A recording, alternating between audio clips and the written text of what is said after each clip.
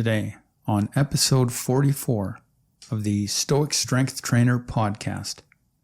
Keep in mind the context of your choice. What makes a choice excellent? What are some of the considerations involved? We'll explore these questions and discover why choosing excellence in the moment is such hard work. All right, welcome to the show. I'm Corey. Today we're diving into chapter 36 of the Gymchiridion. Begin quote. Keep in mind the context in which you make a choice. A wise choice in one context may be unwise in another. To assert that a weight is heavy or light is true separately or in different contexts, but not at the same time. If you're doing back squats, 150 pounds is light, but the same level of resistance is heavy for a strict overhead shoulder press. Change the repetitions or the number of sets, and it changes what resistance is appropriate. Remember this when choosing how you will condition your body. Let the movement, sets, reps, and the goal you are working toward determine the weight of the resistance. Your purpose will dictate the wise choice. End quote. You can see how something as simple as just choosing a weight in an exercise requires some thought. When you think about the factors that are involved in a business decision or within a relationship, you can see how it gets more and more complex. Henry Ford is quoted as saying that thinking is the hardest work there is, which is probably the reason so few engage in it. It's so much easier to live by habit, to live as our conditioned self, which is what I call that part of ourselves in that simple model of the mind. We have the choosing self, the faculty of choice, which is what the Stoics refer to as the proeresis, mostly Epictetus, but other philosophers as well. And it's so much easier to just coast along using the past thinking effort that we made to deal with new circumstances, to just allow that conditioned self to do things for us. And from the neuroscience, from what I've been reading and learning about, it takes a lot of work and a lot of energy for the brain to think.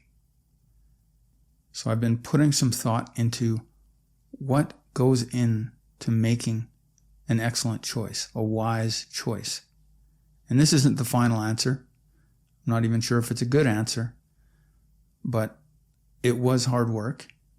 And I think that when you see how much effort goes into making an excellent choice, you're going to see the wisdom, the overall wisdom here of keeping your life as simple as possible. Complexity itself requires a lot of thought. And we have to go through that complexity to get to simplicity.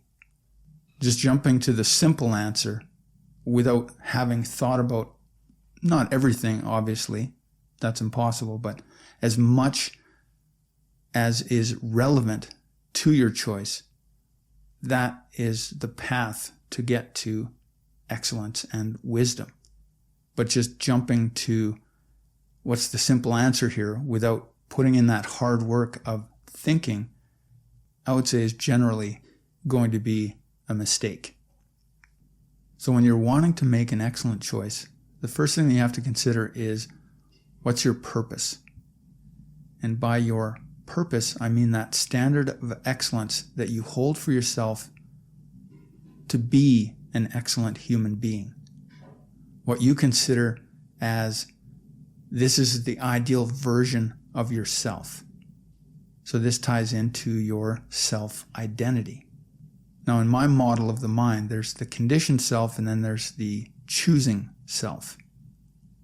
And the conditioned self is that habitual response to circumstances that we have faced in the past.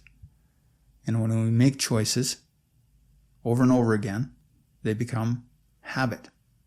And then that process of conscious thinking, of making conscious choices, basically gets shifted over into the non-conscious processes of the brain so that it takes less effort. So you have a standard for yourself that you want to shift your conditioned self to be a more excellent version. So those habitual responses of the conditioned self are more excellent. The third thing that you can consider is, what are your values? What do you value in life? Some people value relationships. Some people value health. And these are the preferred indifferents in Stoic thought. Things that we prefer, but because they are beyond our ability to control, beyond our ability to simply choose for ourselves, there is effort involved in making them a part of our lives, unless they just fall into our lap. But when we know what our values are, it's not simply a matter of, okay, I know what I want. There's also, you can think of having a hierarchy of those values, so that one value is, if I put it this way, one value is valued higher than the next value. So you're going to have one at the top, and then you're going to put them in order. If, let's say, you have 10 of your main life values, maybe you value health more than anything else. You consider that to be the most important preferred indifferent, or in this, the way I'm putting it right now, the most important value for yourself. And then you slot the rest in. When you know what you value and the order in which you value those things, that can help you make an excellent choice. Next, you want to consider the relevant current reality. And I say relevant current reality because this can change moment to moment. You have to constantly pay attention to what's current. Because if you just take a snapshot, so to speak, with your mind and say, okay, this is the reality, and then you step out of that situation and then you come back to it, even if it's only 5 minutes later, something may have changed. Next is your intention, what you want to experience as a result of having made your choice, because your intention reveals the relevance of the circumstances themselves. And then the final element that you want to consider is the time frame. So what's wise or excellent in the short term is not necessarily wise or excellent in the long term, and vice versa. So let's look at what seems like a fairly simple decision in the context of these 6 factors that I have listed here. So let's imagine that you are lying in bed and the alarm goes off. So let's just go through these 6 steps and determine what the excellent decision is in that moment and what a person could consider. So the alarm has gone off, you were asleep, and now you're awake. Just going through the order of the factors involved in an excellent choice as I presented them here. The first one is your purpose. It's that standard of excellence that you hold for yourself to be an excellent human being. How is that related to having heard the alarm? What's the choice here? How do you relate what you should do or what you could do in that next moment? And this ties into the second factor, which is your self-identity, the person that you consider yourself to be in the moment. How does the choice get up in response to the alarm, stay in bed in response to the alarm? How does it relate to who you see yourself as being and who you're striving to become? The third consideration is, what are your values? What's at the top of your value hierarchy as you lay there in bed, having heard the alarm? Is it discipline?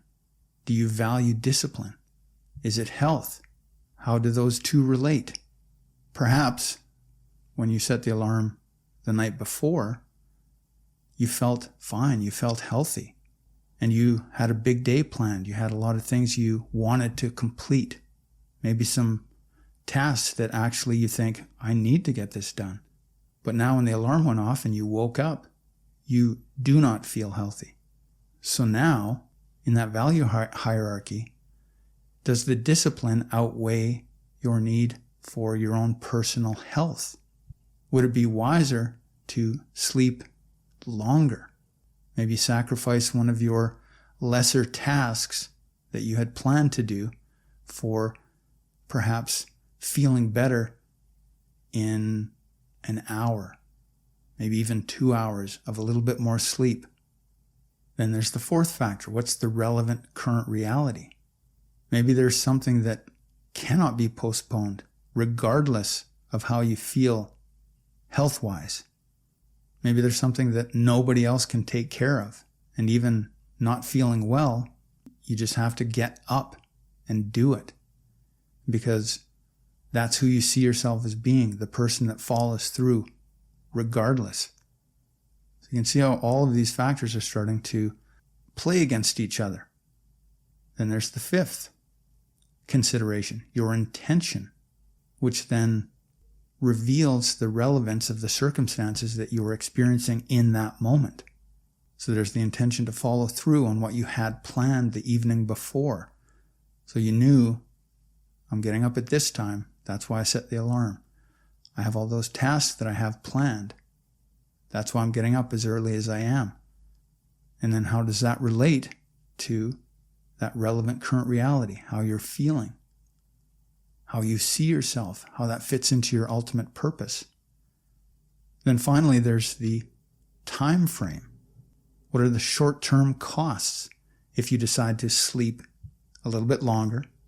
Or, if you're not feeling well in this example, if you decide to get up and push forward, even though you may not feel well, is that the excellent choice? And then, what are the long-term consequences? Perhaps pushing through and just thinking, I can be sick later. I don't have time to feel ill right now. Things need to get done. And maybe the body responds to that. Maybe you start to feel better as you get up and start to move and the blood flows, and maybe you have a shower. Maybe you eat something that helps you feel better. Take some medicine. So all of these factors, and these are just some that I came up with in order to do this episode. There may be more that occur to you that are important as well. And that may be important just for you and maybe not for anybody else. But however it is that you strive to make an excellent decision, an excellent choice, there are factors involved. So I'll just go through them real quick again. There's your purpose, how you see yourself, that self-identity, what you value, the relevant current reality, your intention in the moment, and then the time frame that you hold for yourself in relation to the choice that you're about to make. So I think you can see why Henry Ford said what he said, that thinking is the hardest work there is, which is probably the reason so few engage in it. And we can kind of disregard that last bit, which seems a little bit cutting in my estimation, but that he said thinking is the hardest work there is. I think that is accurate. That's bang on. That is where the real work is. The body, as I've said many times in the past, the body is going to do what it does. According to the Stoics, and I think that they're correct, we don't control the body. We have the ability to choose, I want to move my body this way, I want it to respond this way. That's not necessarily going to happen. Our power is in the choice and making the most excellent choice That's where the real work is. We can condition the body. We can condition the responses that it provides for us in certain circumstances. But as we've just explored, circumstances change. That past thinking, that past conscious choice that we made to deal with circumstances that happened before, they may not apply anymore. And the body itself will have changed. There are things that we can't pay attention to consciously that also influence how we respond to circumstances. So we have to be vigilant, and that is hard work. It's paying attention when we need to pay attention and relaxing that attention when that's appropriate. That's that metaphor of being in the zone, of being in flow.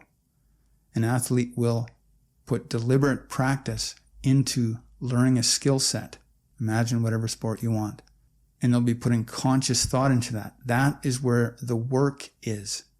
Then when it comes the moment of competition, game day arrives, then they have to trust that all that effort and all that thinking and all those choices that they made have been conditioned, and the body is going to respond with excellence in the moments of that game. If the athlete tries to make conscious decisions during the competition itself, during game day, things move too fast. There's no time for those decisions and those choices. That's when the conditioning takes over, and those super quick thought processes that are non-conscious, we just have to trust that that work that we did in making the excellent choice during practice, and when we had the opportunities to make those choices, that conditioning is going to be there. So keep this in mind when you are choosing how you will condition the body. And as I'm using those words there in that moment, in that sentence, I'm saying conditioning the body not just to create greater strength in the muscles or to burn fat or to increase the endurance. I'm speaking of conditioning the thinking itself, that conditioned response, so that the excellence that we require of ourselves is also there in those moments when we aren't making that conscious choice. That's a much more efficient way of dealing with things because it takes less effort. But when that effort is required and we have to think and we have to make the excellent choice, when we have the time and the wherewithal to make the best choice that we can, that is when we have to do the hardest work there is, choosing excellence in the moment. That brings us to the end of another episode of the Stoic Strength Trainer podcast. Thanks so much for tuning in once again. If you like what you heard, please do share it with someone that you believe might like it too. This is Corey. If even one more person learns to operate with stoic strength in the moment of choice, the world will have become a better place. Catch you next time.